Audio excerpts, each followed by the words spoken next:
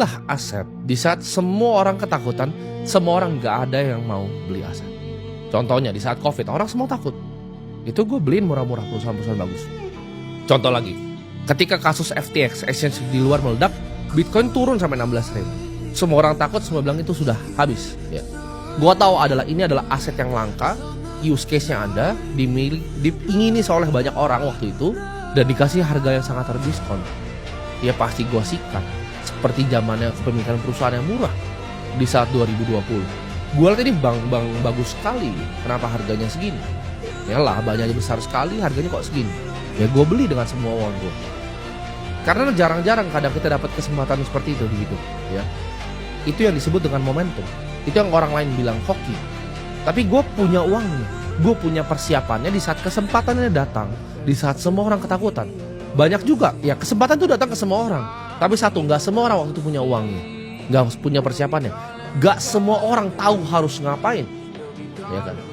Ketika Bitcoin 16.000, banyak kok teman-teman gue yang punya uang. Tapi mereka tidak punya ilmu dan pengetahuannya. Mereka tidak punya skill, tidak punya knowledge untuk capitalize di kesempatan. Di saat orang takut, di situ saatnya kita masuk.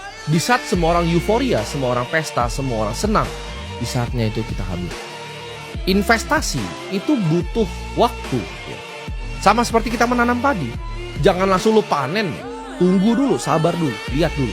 Nah kalau lu menggunakan prinsip ini ya, untuk bikin uang bekerja saat lu tidur, itu hidup lu akan enak sekali ya. Seperti gue, tadi malam gue tidur, gue bangun, uang gue sudah bekerja untuk gue.